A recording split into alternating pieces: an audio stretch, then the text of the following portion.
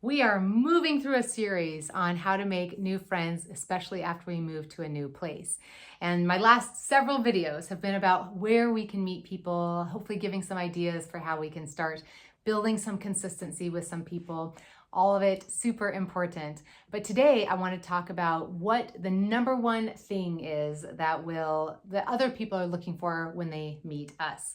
What do they want to experience and feel when they're open to us becoming a new friend of theirs? There's research out there that shows that when we meet people, without us even consciously thinking of what we are thinking, two questions we're trying to answer immediately. And it kind of comes from an evolutionary standpoint of back in the day when somebody was coming across the hill, we needed to determine quickly whether this was a friend or a foe. Is this somebody who's coming to fight us, or is this somebody who's coming to help us? And for our entire life, we might not have people walking in just ready to hurt us anymore, but we still know that we need to be determining rather quickly, am I safe? And so all of us, without even meaning to, are asking the question, can I trust this person? Is this a good person? Am I going to be okay? And we do that by answering two questions. The first one is this person warm? The second question is this person competent? And so it's interesting that the warm one comes first. We first determine, are they a friend or a foe? And then once we've determined that, then we're like, and how valuable are they? How competent are they? If they're a foe, how dangerous are they against me? We're sizing up their competency, their threat level, or the value they bring if they're an ally or an asset who's somebody who's coming. And so we're first asking the question, is this person warm? And then we're trying to figure out, like, are they, what value, what they bring to the table, perhaps. But the very first question is, are they warm? And I find that really, really interesting. I speak about the 3 requirements of relationship, and we've been spending some time in this series looking at consistency. But the foundation of all of them is on positive emotion. Positive emotion is how we leave each other feeling. Do we both enjoy that interaction? Do we both feel better for having met each other? Do we walk away from that time together, from that conversation together, feeling good about ourselves?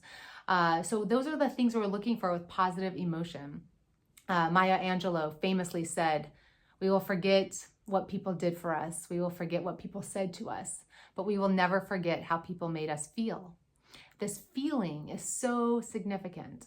It matters so much, because if we want anybody to want to be consistent with us, if we meet people and we want to meet with them again and get together with them again and build those relationships, they're going to determine whether they want to hang out with us based on, even unconsciously, they might not even think this, unconsciously they're going to make the decision on, how did I feel when I was with that person? If they felt really good with us, they're going to want to hang out with us again, because we all want to feel good. And so if it was a positive experience, if they left feeling buoyed and encouraged and hopeful and inspired or complimented or admired or proud, any of those positive feelings, if they leave our presence feeling that, what kind of person wouldn't want to come back for more? And yet if they left our presence feeling insecure, feeling, kind of like we judged them, feeling like we were, we had conflict, we challenged them, we didn't believe them, just kind of were aloof. They left our presence not even knowing how we felt about them. They were like, oh, did I say the wrong thing? I couldn't read her. I didn't know if she was interested in me. I think she was bored. She was not paying attention. So all of those things, if they leave our presence, they are not even consciously going down that list, but they're determining if they feel good or not after being with us. And so we, right off the bat, when we're meeting people, this is important because we're nervous too, and we want them to like us. And it's easy to show up and think that we need to be impressive, or that we need to be really interesting, or, fill in the blank. We show up worried about how they're going to think about us. But really, isn't it interesting to think they are just worried about how we think about them? And so we can just take it off for now and say, it doesn't matter how they think about us. I'm going to help them feel good about how they were with me. And the good news is, people like people who like them. So if they leave feeling good about me, chances are high that they will like me. And I don't have to do a little tap dance. I don't have to be amazing. I just have to help this person feel good, which is really what we all want to do in this world. I mean, that's what I try to do with every single person every day, is how can I just leave this people feeling a little bit better? I mean, there's enough hard things in this world. The last thing we need are people showing up and auditioning us and and judging us and sizing us up. I mean, all of us just want to be accepted. So what can we do when we're showing up to help communicate we accept you? That's not saying I accept you as my new best friend. We're not committing anything. We're not saying I accept you in all areas of my life. I trust you indefinitely. There's no commitment. We're just saying in this moment, I see you and you're good and I like you. And for this moment, it's wonderful. I'm so glad you're in this world. I mean, it's a moment to be friendly. And so what are some of the ways that you exude warmth? Not all of us have the same personalities and the same energy levels. And this isn't about you needing to be a positive person or upbeat or charismatic or anything. This is about what do you do? What can you do that helps people feel respected and cared for and supported?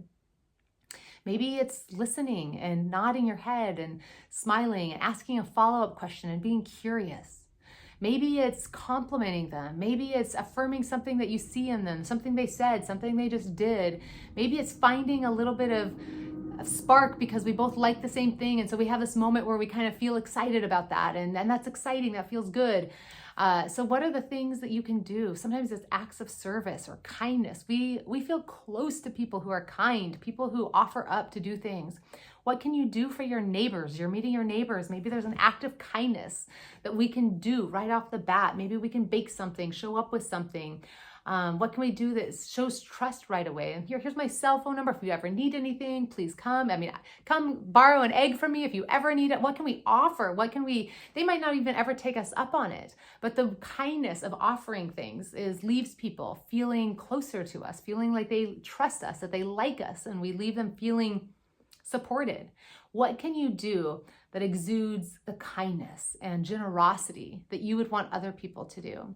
And so think about that as we're showing up and meeting people, whether it's at work, in our neighborhood, at our kids' school. What are all the different ways that we can show up and add joy to this world? Give a little bit of warmth to people. It matters so much because when they feel like we like them, they will like us more. And this is how a friendship is built. This is why we're looking for friends, you guys. We're looking for friends because we want to feel good. And they are looking for friends because they want to feel good. None of us are looking for friends because we just want more obligations in this world or because we want more people judging us. When we look for friends, it's because we want to feel good. And so if we can offer that, we're halfway there. So the more people feel good around us, the more they'll want to be consistent and the more they'll trust us and the more they'll open up to us. So the most important thing we're starting with is, how can I exude warmth? How can I help people feel good for having talked to me, for having been in interaction with me, for having been at this event with me, for having spent time with me? How can I leave them that when they leave this event, they aren't worried, they're not feeling anxious, they're not saying, I don't know if she liked me. They go, she was so nice. She seemed to really like me. We want them to not be worried about that. We want them to feel liked. So what can you do to offer that to someone else?